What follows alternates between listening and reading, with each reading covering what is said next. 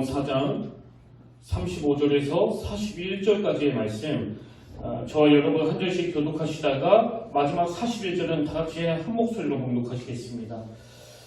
그날 저물 때 제자들에게 이르시되 우리가 저 편으로 건너가자 하시니 그들이 무리를 떠나 예수를 배에 계신 그대로 모시고 가매 다른 배들도 함께 하더니 큰 광풍이 일어나며 물결이 배에 부딪혀 들어와 배에 가득하게 되었더라.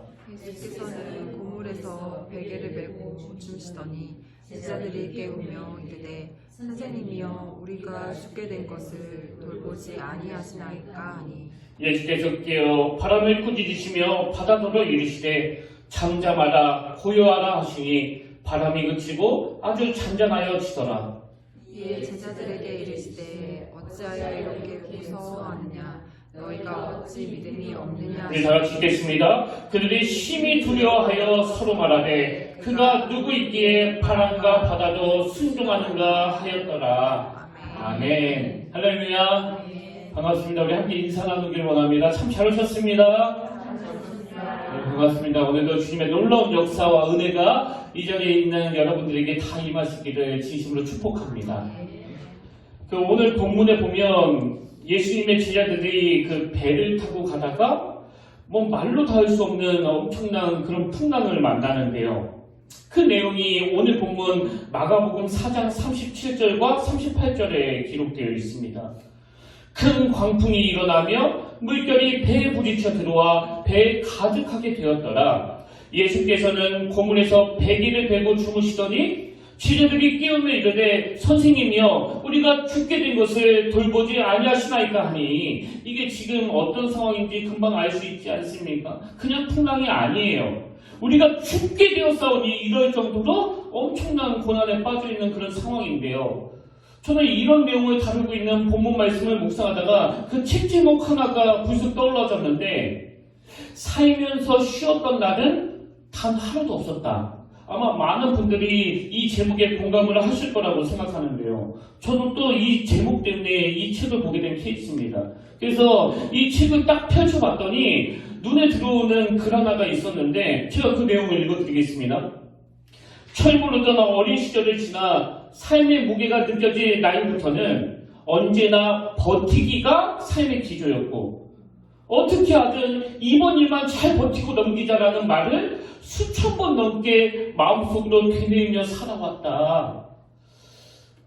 이 책은 유명한 만화가 그 박광수 씨가 쓴 책인데요. 예전에 그 광수생각이라고 이 책으로 굉장한 인기를 누렸던 그런 만화가입니다. 근데 이렇게 성공한 만화가로 기억되는 이분조차도 살면서 쉬었던 날은 단 하루도 없었다. 또 하루에도 수천 번씩 오늘은 버텨야 된다. 오늘은 잘 버티자 그러면서 외치며 살아야 되는 게 이 현실의 삶이라면 지금 평범한 삶을 살고 있는 성도님들은 또 얼마나 힘들고 또 얼마나 버텨내야 될 일들이 많을까 그런 생각이 드니까 제 마음이 참 아픈 겁니다. 그런가 하면 또 떠오른 책 제목이 하나 더 있었는데요.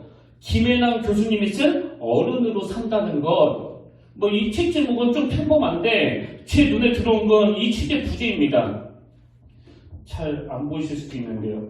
내 맘 같지 않는 사람들, 내 뜻대로 안 되는 세상에서 행복해지는 법. 이게 무슨 구호 같지 않습니까? 내 맘 같지 않는 사람들, 내 뜻대로 안 되는 세상. 제가 이런 관점으로 오늘 본문 말씀을 쭉 묵상하다 보니까 오늘 너무나 많은 이 현실의 풍랑, 파도, 이것으로 참 힘들어하는 성도님들이 많으신데 어떻게 해서든지 하나님 오늘 이 말씀으로 저들에게 용기를 주시고 힘을 주시고 그렇게 다시 이 풍랑과 싸울 수 있는 그런 은혜를 허락하여 주시기를 원합니다. 이 마음의 소원이 저에게 한 주 내내 넘쳤습니다. 이런 마음으로 이제 같이 본문 말씀을 살펴보기를 원하는데요. 근데 먼저 살펴봐야 되는 게 오늘 본문 말씀에서 도저히 이해가 안 되는 질문거리들, 이게 모순이 아닌가? 이런 생각을 하게 만드는 내용들이 참 많이 발견이 되더라는 거예요. 예를 들면 이런 겁니다. 아니 지금 그 배에 예수님이 타고 계시는데 어떻게 그 예수님이 타신 그 배에 이런 풍랑이 엄습해 올 수 있느냐는 거예요. 그런가 하면 또 한 가지 질문거리가 나오는데요. 지금 제자들이 풍랑을 만나서 그 배에서 생사가 위태로운 엄청난 고난을 당하고 있는데 놀랍게도 그 제자들에게 이 고난을 제공하신 분이 바로 예수님이세요. 35절을 한번 보시겠습니까? 그날 저물 때 제자들에게 이르시되 우리가 저편으로 건너가자 하시니, 지금 제자들은 이 주님의 말씀 앞에 순종해서 배를 탄 거거든요. 근데 그렇게 순종해서 배를 탔는데 그 순종의 결과가 이런 절망적인 풍랑이라는 거 여러분이 이해가 되십니까? 그런가 하면 또 하나 이런 질문이 있는데요. 아니 지금 제자들이 죽을 고생을 하고 있는데 예수님은 격려해 주지는 못하실 망정 어떻게 그 제자들을 꾸짖으시냐는 거예요. 자 40절을 보십시오. 이에 제자들에게 이르시되 어찌하여 이렇게 무서워하느냐, 너희가 어찌 믿음이 없느냐. 여러분 지금 이게 꾸짖으실 상황입니까? 이 엄청난 풍랑 앞에 아니 두려워하지 않을 사람이 어디 있겠냐고요. 뭐 성경에 보면 예수님이 꾸짖으시는 장면들이 여러 번 나오고 또 그 꾸짖으심이 뭐 대부분 이해가 되는데요. 오늘 본문에서는 바로 납득이 안 되는 겁니다. 아니 왜 격려는 안 하시고 꾸짖으시지? 뭐 예수 잘 믿는다는 건 무슨 AI가 되는 건가? 그래서 아무 본능도 없고 그 감정도 없어가지고 막 풍랑이 와도 막 파도가 몰아쳐도 막 할렐루야 그러면서 무조건 기뻐해야 되는 건가? 그런 질문이 가능한 거 아닙니까? 그런가 하면 더 결정적인 거. 아니 지금 예수님 그 제자들이 막 죽을 고생을 하고 있는 상황에서 주님이시라는데 우리 주인이 되신다는데 아니 어떻게 예수님이 그 상황에서 주무실 수가 있느냐는 거예요. 38절 예수께서는 고문에서 베개를 베고 주무시더니 그래서 막 제자들이 절규하면서 깨우며 이르되 선생님이여 우리가 죽게 된 것을 돌보지 아니하시나이까. 여러분 이게 꼭 우리 상황을 보는 것 같지 않습니까? 기도하다 보면은요 예수님이 우리의 기도를 외면하신 것 같은 느낌, 뭐 안 들어주신 것 같은 느낌을 받을 때가 뭐 한두 번이 아닙니다. 아, 예수님이 지금 주무시고 계시는 건가? 뭐 그 기도를 안 하시는 분들이 이게 뭔 소리인지 잘 모르실 거예요 아마. 어쨌든 이런 여러 가지 질문들이 나오는 게 오늘 본문에서의 상황인데요. 이제 저도 이런 여러 가지 질문들에 대해 막 고민을 하면서 도대체 답이 뭐지? 이게 분명히 모순은 아닐 텐데 그래서 본문을 많이 묵상하기도 하고 또 책도 살펴보고 했는데 이게 도저히 뭐 답이 안 나오는 거예요. 1번 문제가 해결이 되면 2번이 모순이 되고요. 또 2번에다가 답을 맞추면 3번이 이해가 안 되고 이것들이 막 서로 뒤엉켜 있는데요. 제가 이런 문제를 가지고 고민하면서 씨름하면서 본문을 묵상하다가 본문에서 이 모든 문제를 한꺼번에 풀어내는 마스터키 같은 말씀을 하나 발견했습니다. 마스터키 아시죠? 모든 자물쇠를 풀 수 있는 키가 그 마스터키 아닙니까? 지금 제가 열거해드렸던 이 많은 모순 같은 질문들에 대하여 이 전체를 관통하는 마스터키 같은 말씀을 하나 발견했는데 그게 바로 마가복음 4장 35절 제일 먼저 나오는 표현입니다. 그날 저물 때에. 이게 좀 그 생뚱맞지 않습니까? 아니 저게 무슨 마스터키가 되느냐고. 제가 설명해 드릴게요. 이게 왜 마스터키가 되느냐? 여러분 지금 저자인 마가가 오늘 본문에서 강조하는 첫 표현이 그날 저물 때라는 이 시제라면요. 그 날이 저물기 전에 있었던 일이 중요한 거 아니겠습니까? 그럼 그날 낮에 무슨 일이 있었냐? 자 4장 말씀의 첫 시작인 4장 1절을 보십시오. 이렇게 시작합니다. 예수께서 다시 바닷가에서 가르치시니 큰 무리가 모여들고는 예수께서 바다에 떠있는 배에 올라앉으시고 온 무리는 바닷가 육지에 있더라. 지금 그날 저물 때에는 막 강풍을 만나가지고 죽을 고생을 하는데 그 일이 있기 전에 그날 낮에는 무슨 일이 있었다고요? 예수님이 가르치셨어요. 여러 가지 비유를 가지고 하나님 나라에 대해서 가르치셨습니다. 그런 가르침이 있고 난 다음에 그리고는 35절에 그날 저물 때 제자들에게 이르시되 우리가 저 건너편으로 건너가자. 제가 아까 말씀드렸죠. 이 원인 제공자가 예수님이라고요. 그래서 제가 이 모든 질문들을 종합적으로 묵상하다가 구호 하나를 딱 만들었는데요. 떠올려진 구호가 이겁니다. 낮에는 이론, 밤에는 실습. 낮 동안에는 하나님 나라에 대한 이론을 가르치신 거예요. 주님의 말씀으로. 그리고 저녁에는 그 가르치신 하나님 나라의 원리를 가지고 제자들이 실습한 거예요. 실습. 그럼 이런 실습이 왜 필요하느냐? 고린도전서 4장 20절 하나님의 나라는 뭐에 있지 않고 말에 있지 아니하고 오직 뭐에 있다고요? 능력이 있습니다. 그래서 여러분 오늘 한국교회가 진짜 하나님 나라를 꿈꾸는 더 강인하고 더 성숙한 공동체가 되려면은요, 이 성경 말씀을 통해서 하나님 나라에 대한 말씀도 받아야 되지만 실습을 해야 돼. 실습을. 삶의 현장에서 죽을 것 같은 고비를 만나고 내 힘으로는 도저히 해결이 될 수 없어서 그 제자들처럼 절규할 수밖에 없는 그런 풍랑을 만날 때 우리는 주님이 말씀으로 가르쳐 주신 것처럼 실제적인 내 삶에서 주님이 나의 위대하신 왕이라는 것을 그 풍랑의 현장에서 경험해야 되기 때문에 지금 일어나는 모든 일련의 일들을 이제 우리가 훈련의 과정으로서 바라봐야 된다. 그렇게 제가 이것들을 정리하게 된 겁니다. 최근에 제가 그 한양대 정재창 교수님이 쓴 책도 읽고 또 강의도 듣고 하면서 그 강렬한 메시지 몇 가지를 얻었는데요.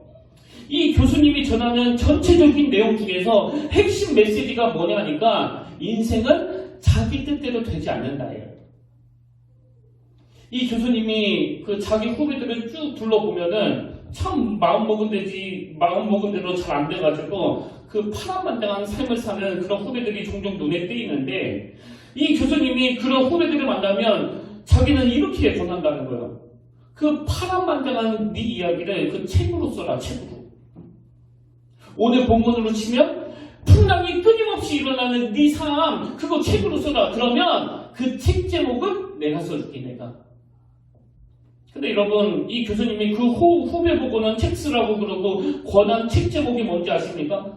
제목이 이렇습니다. 인생은 뜻대로 되지 않는다. 그 다음이 중요해요. 하지만 그게 더 낫다. 그러면서 이런 이야기를 하는 겁니다. 사람들이 보통 그 뜻이 있는 곳에 길이 있다 이런 말을 하는데 그 말이 틀렸다는 거예요. 뜻이 있는 곳에 길이 있는 게 아니고 어쩌면 길이 있는 그곳에서 뜻이 있을지 모른다. 이게 무슨 말인가 하냐면요. 인생길 가운데 길이 보이네? 이런 경우는 별로 없고요. 모든 인생길 가운데 험한 길을 만날 때가 훨씬 더 많다는 겁니다. 그래서 그 안 믿는 사람들은 자기가 원하는 길을 못 만나가지고 뭐 이런 이야기들을 자주 하잖아요. 이번 생은 망했어. 이번 생은 끝장이야. 그런데 그 험한 길을 만날 때 힘들어하면서도 절대로 좌절하지 아니하고 끝까지 포기하지 아니하고 내가 이 험한 길로 접어들었을 때는 무슨 뜻이 있었을 거야. 그렇게 달려가는 그 사람이 길을 만들어내고 뜻이 있는 곳을 만들어낸다는 거예요. 근데 많은 사람들이 그 포기하지 않고 그 험한 길을 달려가다가 끝에 가서 뭔가 이룬 사람을 보고 이 원인과 결과를 뒤바꿔서 생각한다는 겁니다.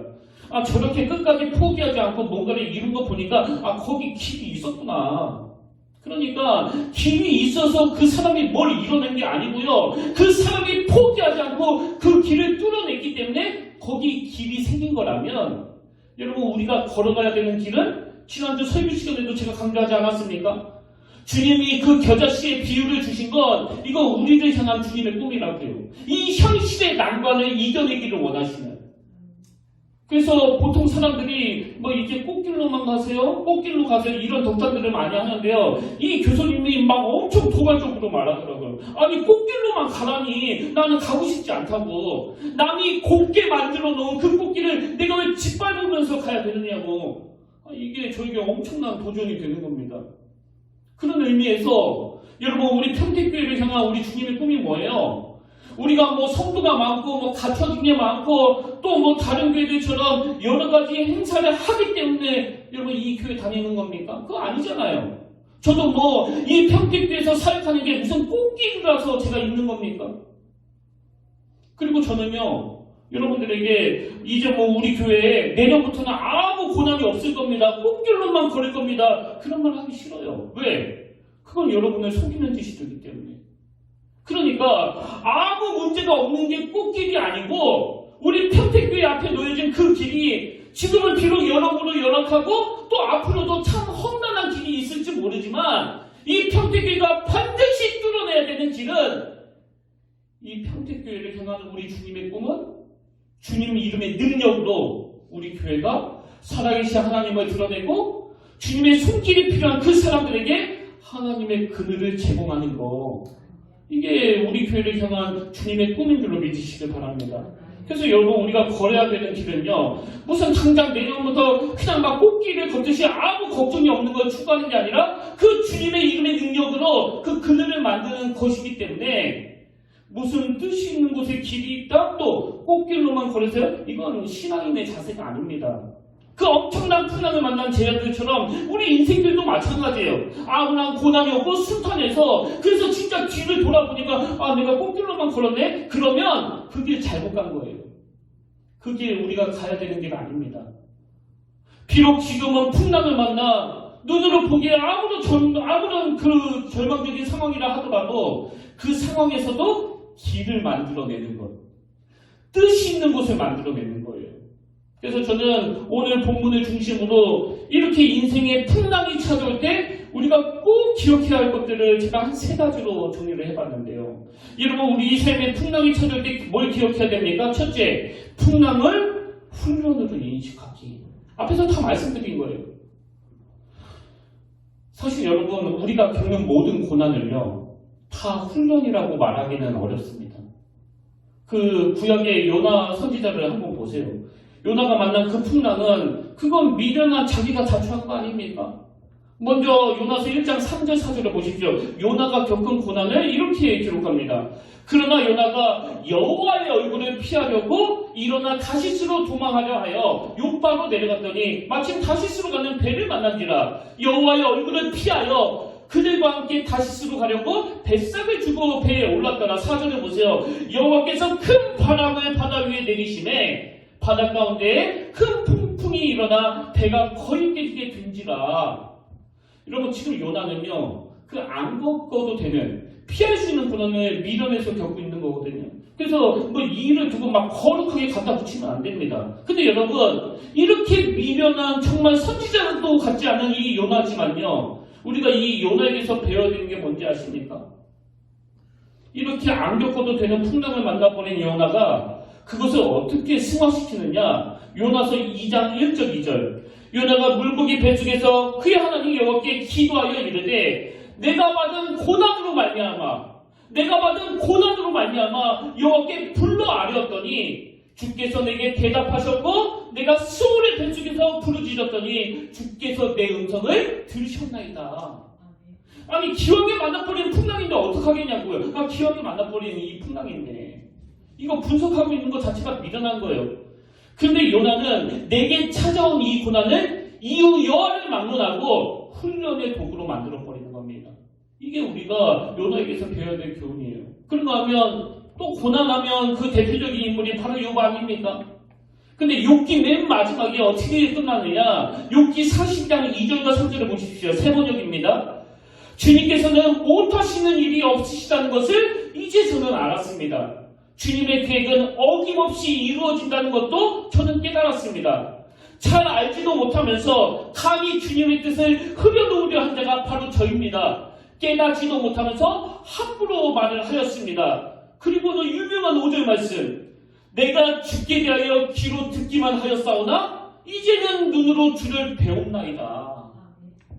여러분, 욥은 어떻게 이런 고백을 할 수 있었을까요? 다 아시지만 욥에게 이 고난은 그가 원하는 바가 아니었습니다. 그래서 원하지 않는 풍랑을 만나고 원하지 않는 고난을 만나 이 절망적인 상황에 빠졌지만 하나님의 은혜가 이런 거예요.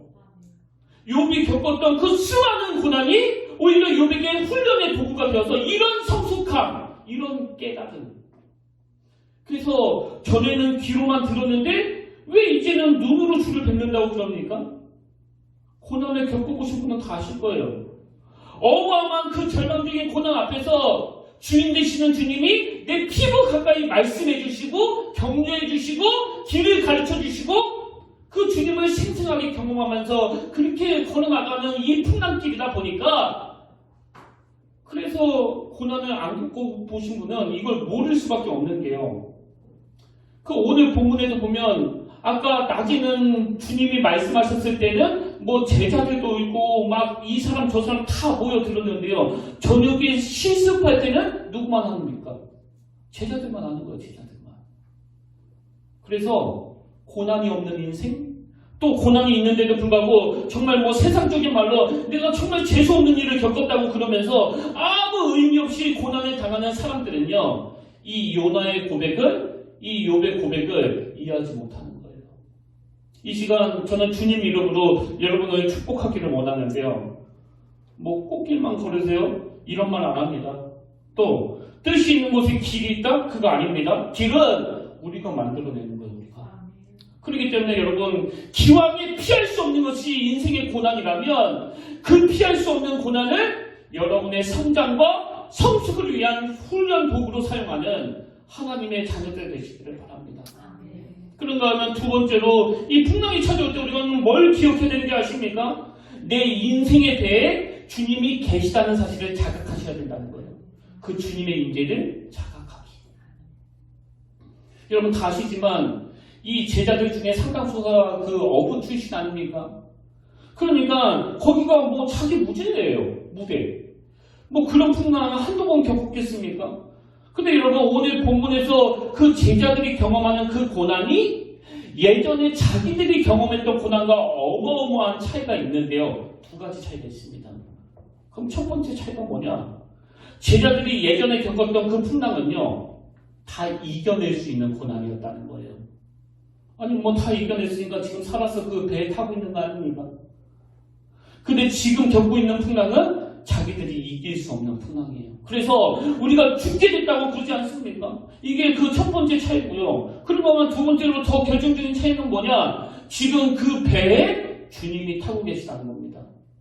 이게 결정적인 차이예요. 그럼 이건 뭘 의미하느냐? 최근에 제가 그 100주년 기념교회에서 담임하시다가 지금은 은퇴하신 이재철 목사님 설교를 듣다가 참 공감한 부분이 있었는데요. 이분이 이런 말씀을 하셨습니다. 잘 들어보세요. 그 사람이 믿는 믿음의 참된 여부는 그 사람의 종교 행위에 의해서 판가름 나는 것이 아니라 그 사람이 믿는 믿음의 대상에 의해서 판가름 되는 것입니다. 이게 무슨 말인지를 이렇게 설명하더라고요. 들어보세요. 자, 무당을 찾아가서 굿하는 걸 한번 보십시오. 용한 무당을 찾아가서 굿 한 번 하려면 수천만 원이 든다고 합니다. 그리고 그 정성은 또 얼마나 대단한 겁니까? 무당이 굿하는 동안에 손을 비비며 기도하는 그 모습을 보십시오. 하얀 한복을 입고 밥도 먹지 않고 밤을 새면서 손을 비비면서 기도합니다. 그들의 종교 행위는 우리보다 훨씬 더 진지하고 열성적입니다. 그런데도 불구하고 우리는 그들을 가르쳐서 믿음을 가진 사람이라 말하지 않고 미신을 가진 사람이라고 말합니다. 제가 그 목사님의 설교를 듣는데 너무나 공감이 되는 거예요. 그리고 더 결정적인 거, 굉장히 격렬한 말씀도 그 다음 말씀을 이어가시는데 이렇게 말씀하십니다. 왜 우리가 그들의 열심을 보고 믿음을 가진 사람이라 하지 않고 미신을 가진 사람이라고 하냐면 그들의 믿음의 대상이 고작 죽은 돼지떼가리나 좋아하는 잡신에 지나지 않기 때문입니다. 뭐 굉장히 격렬한 표현을 썼는데 정말 제 마음에 와닿더라고요. 여러분, 오늘 한국교회가 그리고 우리가 우리 믿음의 참됨을 증명하려고 그냥 막 뼈 빠지게 노력하고 몸부림치고 집 팔아서 갖다 바치고 밤새도록 빌고 하는 이런 것으로 우리 신앙의 참됨이 증명이 되는 것이 아니고 우리 믿음의 참됨은 우리 믿음의 대상이신 예수 그리스도 그분의 위대하심을 증명해내고 그분의 위대하심을 삶 속에서 경험하는 것을 나타내는 것이라고 한다면 여러분은 이 말씀에 대하여 동의가 되십니까? 그렇다면 과연 오늘 우리 평택교회는 그리고 여러분은 여러분이 믿는 그 믿음의 참됨을 드러내기 위해서 어떤 몸부림을 치고 계십니까? 여러분 뭐 오늘 우리 평택교회가 호자 김의수 목사의 목회자람을 드러내는 그런 교회가 되기를 원하십니까? 아니면 이 교회가 정말 그 죽은 돼지떼가리나 좋아하는 그런 잡신과는 비교가 되지 아니하시는 예수 그리스도의 탁월하심을 드러내는 그런 교회가 되기를 원하십니까? 그리고 여러분은 오늘 이 교회에 우리 주님의 위대하심을 찬양하려고 모이셨습니까? 아니면 여러분의 신앙의 열심을 드러내려고 모이셨습니까? 지금 한국교회 안에 무슨 일이 일어나고 있는지를 아셔야 돼요. 여러분, 우리 믿음의 참된 여부는요, 그런 열심을 내는 종교 행위에 있지 않습니다. 그렇기 때문에 우리는 늘 히브리서 10장 2절 믿음의 주여 또 온전케 하시는 이 예수를 바라보자. 그리고 그 주님의 위대하심. 우리 주님은 끝까지 죽은 돼지 떼가리나 좋아하는 그런 잡신과는 달리 탁월하시고 능력자 되시는 분이라고. 그게 풍랑이는 현장에서 이 제자들이 실습해야 되는 포인트 아닙니까? 그래서 저는 본문 속에서 풍랑을 잠재우시는 주님의 그 모습이 막 상상만 해도 눈물이 나요. 여러분, 제가 앞에서 드린 그 문제제기 중에서 아니 왜 예수님은 그 두려움에 빠진 제자들을 믿음 없다고 꾸짖으시는가? 왜 격려 안 해주시는가? 답을 제가 가르쳐 드릴까요? 지금 주님이 그 두려워 떨고 있는 인간의 본능을 가지고 막 제자들한테 뭐라고 긋는 게 아니고요. 제가 그 제자들이 꾸지람을 받은 그 핵심 포인트를 발견했는데, 자 38절을 보십시오. 예수께서는 고물에서 베개를 베고 주무시더니 제자들이 깨우며 이르되 선생님이여 우리가 죽게 된 것을 돌보지 아니하시나이까. 아니 여러분, 제자들이 그 풍랑으로 너무너무 힘든 건 이해가 되는데요. 그렇다고 예수님이 타고 계시는 그 배가 어떻게 망할 수가 있겠냐고요. 지금 꾸지람을 들을 짓을 했습니까? 안 했습니까? 힘든 건 이해가 돼요. 그러나 그 풍랑을 잠잠케 하시는 주님은 그 배에 계시는데, 그래서 저는요, 뭐 불교에서 인생은 고해다 이런 말이 있잖아요. 그 불교에서 인생을 고해라고 말한 것은 우리 인간의 삶 자체가 끝없는 고통과 괴로움으로 꽉 차 있다는 것을 그렇게 표현한 건데, 저는 그 표현을 진짜 잘 만든 것 같아요. 근데 여러분, 우리 기독교는요, 인생은 고해라는 거 인정하는데 거기에 하나 더 덧붙입니다. 인생은 고해가 맞는데 주님과 함께하는 고해라는 거예요. 그냥 고해는 불교 고해인데 주님과 함께하는 고해다. 이게 우리 기독교. 그런 의미에서 지금 여러분의 삶의 양식은 불교적입니까? 기독교적입니까? 아니 우리가 죽게 되었다니요. 아니 한국교회가 망하게 되었다니 그런 무엄한 말을 함부로 하시는 거 아닙니다. 인생은 고해인데 주님과 함께하는 고해예요. 코로나19로 온 교회들마다 만신창이가 된 거 잘 아는데요.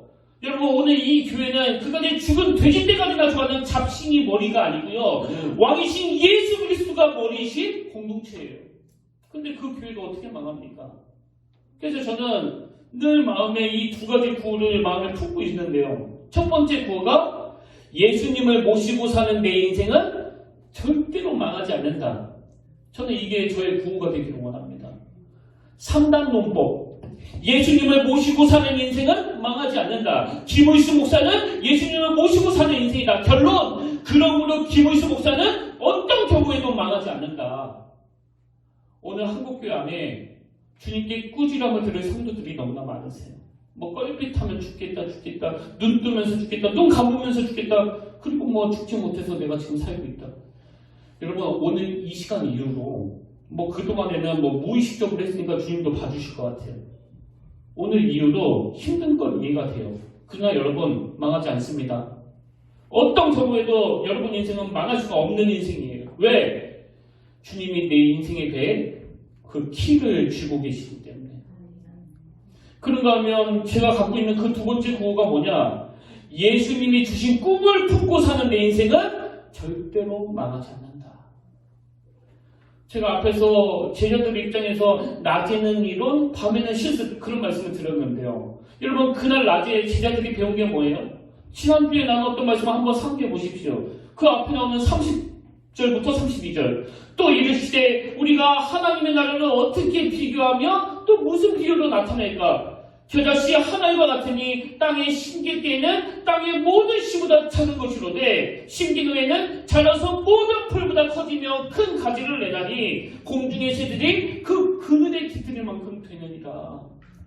제가 지난주 설교 시간에서 이 겨자씨 비유는 우리를 향하신 하나님의 위대한 꿈이라고 말씀드리지 않았습니까?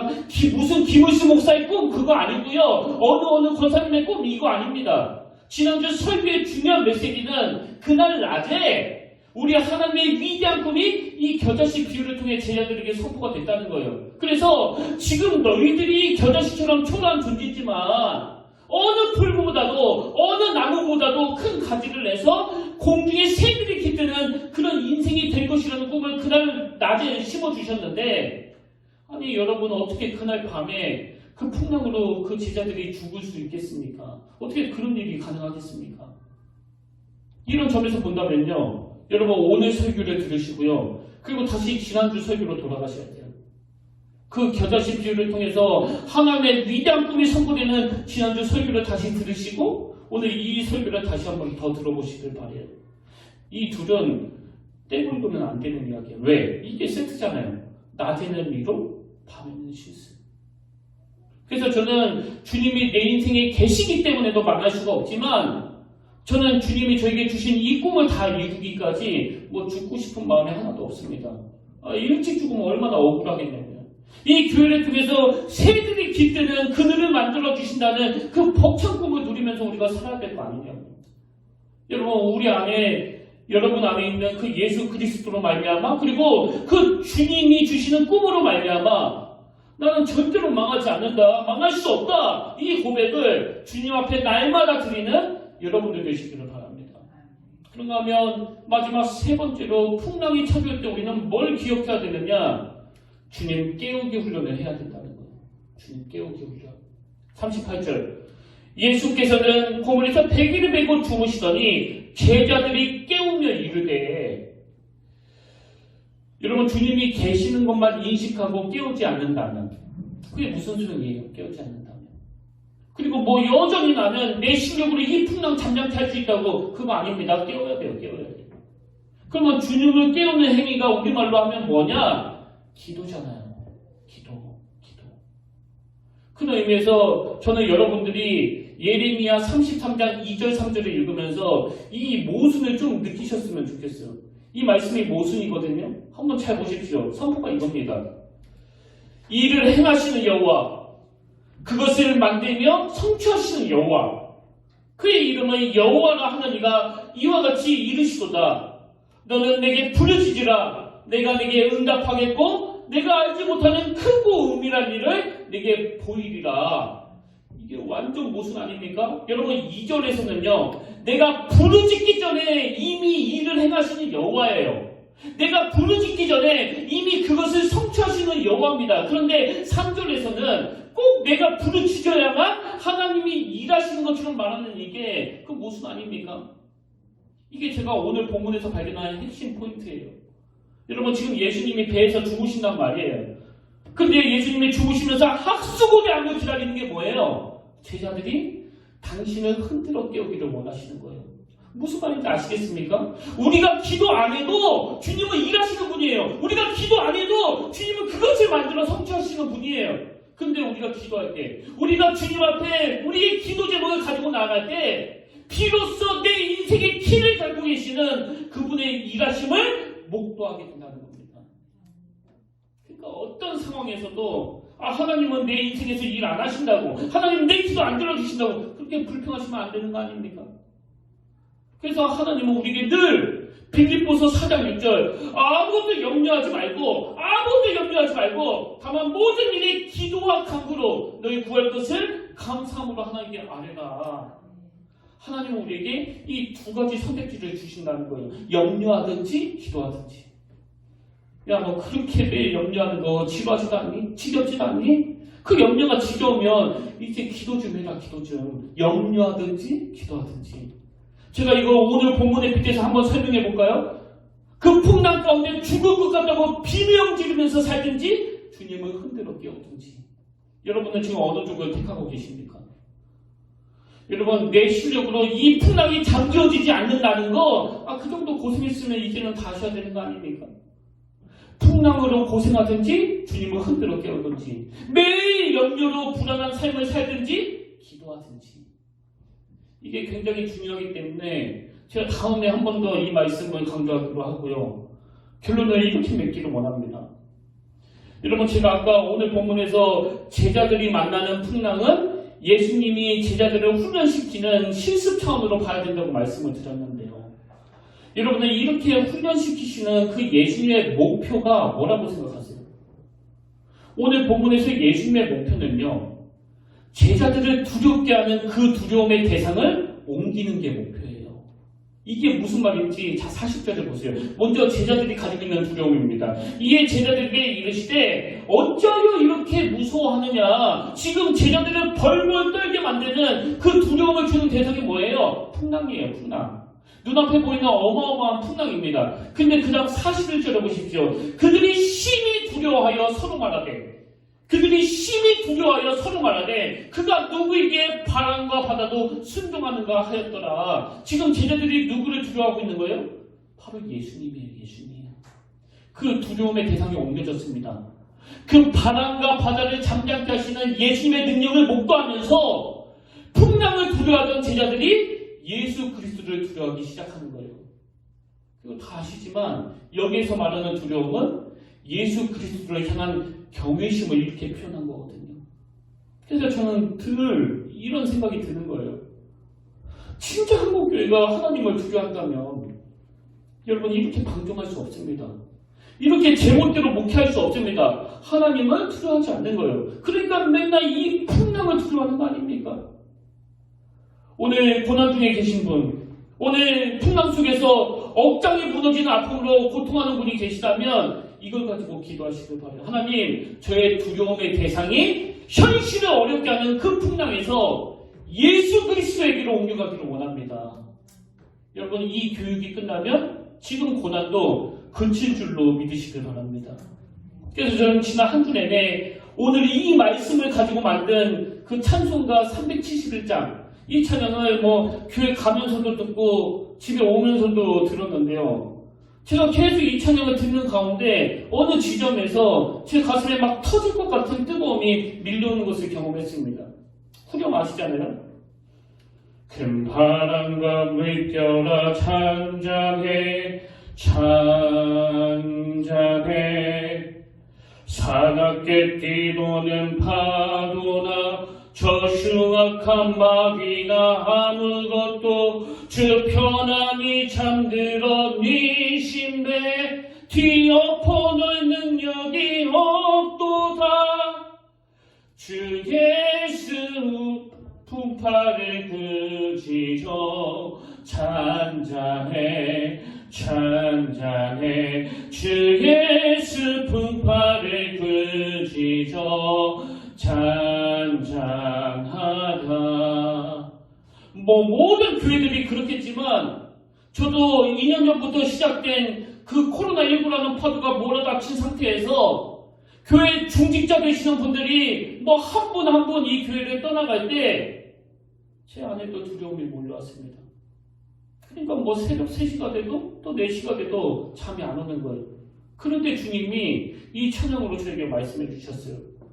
네가 지금 이 풍랑을 잠재울 수 있다고 생각하니?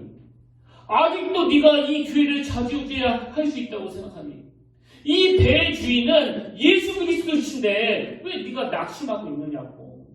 그 정도 잠도 못 잘 정도로 믿음이 없는 네 꼴이 너무나 한심하지 않느냐고. 제가 이 찬양을 부르는데 가슴이 막 터질 것 같은 거예요. 큰 바람과 물결아 잔잔해 사납게 뛰노는 파도나 저 흉악한 마귀나 아무것도 주 편안히 잠들어 네 신배 뒤엎어 놓을 능력이 없도다. 여러분, 이 믿음이 회복될 때 그 현실에 불어닥친 풍랑 안에서 비참하게 사는 이 꼴은 영원토록 벗어나게 될 줄로 믿습니다. 우리 이 시간 진짜 믿음으로 이 찬양을 선포하면 좋겠는데요. 여러분, 이 찬양을 부르시면서 구주여 강풍이 불어 큰 물결이 일어나 온 하늘이 어둠에 쌓여 피할 곳을 모르니 우리가 죽게 된 곳을 안 돌아봅니까? 깊은 바다에 빠지게 되는데 죽으시려 합니까? 이렇게만 부르고 끝나는 분이 계세요. 그거 아니에요. 이 찬양의 진짜 핵심 메시지는 그 후렴에 있습니다. 지금 갑자기 불어닥친 풍랑으로 너무너무 큰 어려움에 빠져 있다면 이 찬양이 자기 삶을 대비시키면서 우리 함께 선포하는 그 위로의 찬양이 되기를 원합니다. 우리 함께 이 찬양 불러보기를 원합니다.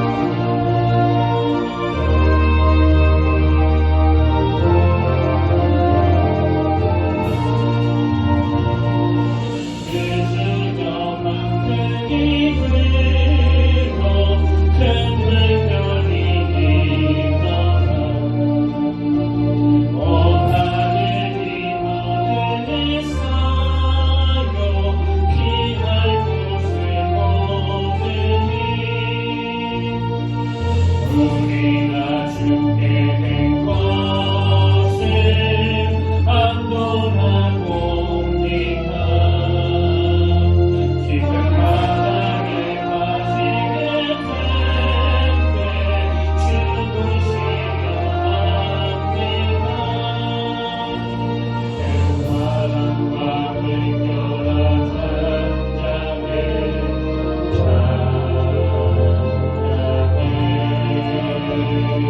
사랑의 기도는 하도다 저주가 깜빡이나 하늘 걷고 주편하니 장기로 미신해 뒤엎어낼 능력이 없도다 주의 슬픔 받을 그지도 찬양해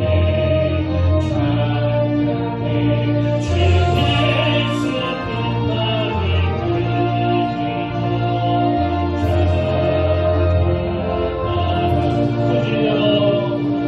그지며 떨리는 내가 천국난과 같아서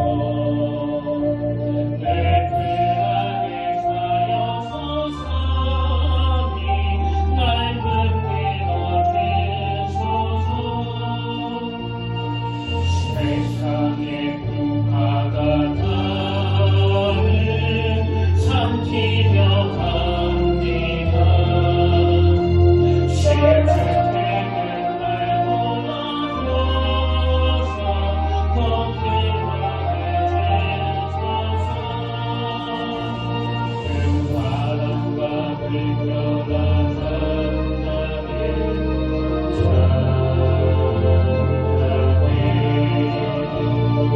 사랑의 기도는 하늘아 저주가 깜빡이나 하늘 걷고 주편하니 잠들어 미신해 뒤엎어낼 능력이 없도다 주의 슬픔 받을 그지도 찬양해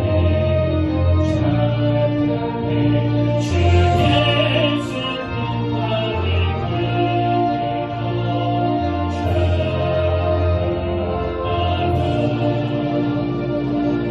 사랑은 만능이 자무 큰 물결이 그치니 그 잔잔한 바다와 같이 내 마음이 변하다 그 주여 그 함께 계셔 떠나지 마소서 복된 하늘의 주권이 가서 그 언덕에 시리라 그 바람과 불결아 잠잠해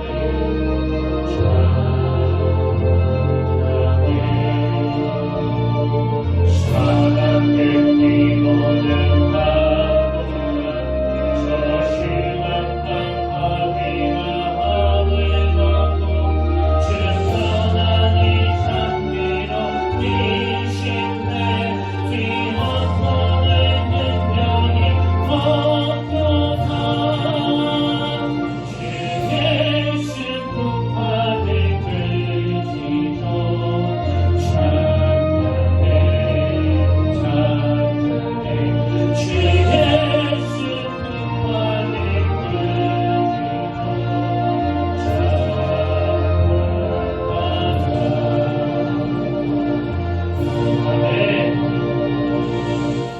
살아계신 하나님 아버지, 이 시간 하나님의 은혜에 너무나 감사하며 그 주님을 찬양하기를 원합니다. 하나님, 우리는 늘 크고 작은 풍랑 가운데 허덕이며 헤매며 광풍이 불어 큰 물결이 일어나 온 하늘이 어둠에 쌓여 피할 곳을 알지 못하는 때가 한두 번이 아닙니다. 그 상황에서 왜 주님은 우리가 죽게 된 것을 돌보지 않으시냐고, 왜 주님은 주무시고 계시느냐고 그렇게 날마다 원망하고 불평하며 살았던 저희가 이제는 하나님의 말씀을 붙잡고 주님을 흔들어 깨우기를 원합니다. 아버지, 지금 우리가 그 두려움과 염려에 쌓여 근심하고 있다면 염려와 기도 중에 하나를 선택하라는 그 주님의 요구 앞에 아버지, 내가 주님을 깨우는 기도를 드리겠습니다. 도움을 구하는 기도를 드리겠습니다. 그렇게 기도의 자리로 나아갈 것을 결단하며 내 모든 무거운 짐을 하나님께 맡기며 이 어려운 환경을 뜻이 있는 곳으로 만드는, 이 어려운 환경에 반드시 새기를 만들어내는 하나님의 자녀들 되도록 인도하여 주시옵소서. 그 은혜의 자리로 이끄실 주님을 기대하며 존귀하신 예수님 이름으로 간절히 기도드립니다. 아멘. 우리 이제 다 자리에서 일어나셔서 우리 이 찬양 함께 부르고 오늘 예배를 마무리하기를 원하는데요. 가사가 이렇게 시작합니다. 하나님은 우리의 피난처가 되시고 환난 중에 우리의 힘과 도움이시라. 오늘 말씀을 기억하시면서 우리 선포하시면서 이 찬양 함께 부르기를 원합니다.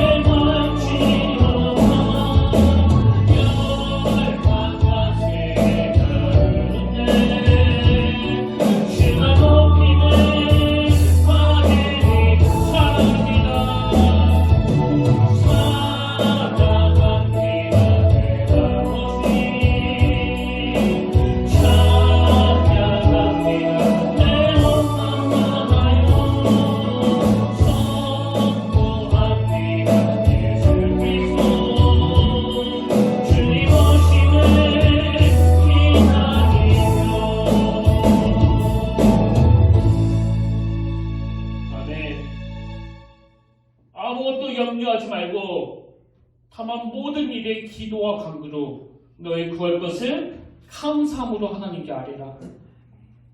요나가 물고기 뱃속에서 그의 하나님 여호와께 기도하여 이르되 내가 받은 고난으로 말미암아 여호와께 불러 아뢰었더니 주께서 내게 대답하셨고 내가 스올의 뱃속에서 부르짖었더니 주께서 내 음성을 들으셨나이다.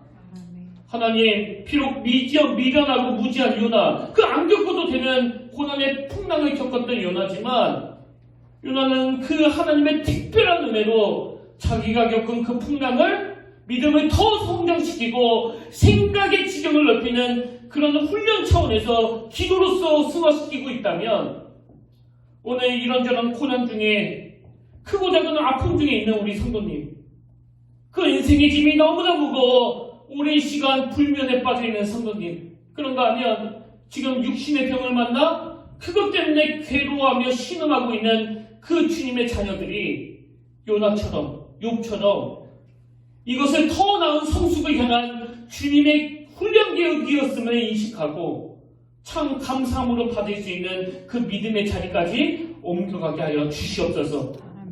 상황을 두려워하던 우리가 주님을 경외하는 그 두려움으로 바뀌어 더 이상 현실의 상황이 두려워지지 않는 이 담대함의 자리까지 나아가도록 주님 인도하여 주시옵소서. 이제는 우리 주 예수 그리스도의 은혜와 하나님 아버지의 다함없는 사랑과 성령님의 감동 감화 위로통 충만하심의 역사가 오늘 주신 말씀이 내게 힘이 되어 이번 주 중에 또 어떤 파도가 엄습할지 모르지만 그 파도를 두려워하는 것이 아니라 그것을 주관하시는 주님을 두려워하며 그렇게 파도를 이겨내겠노라고 담대하게 결단하며 예배하는 모든 주의 자녀들 머리 위에 지금부터 영원토록 함께 하시기를 간절히 축원하옵나이다.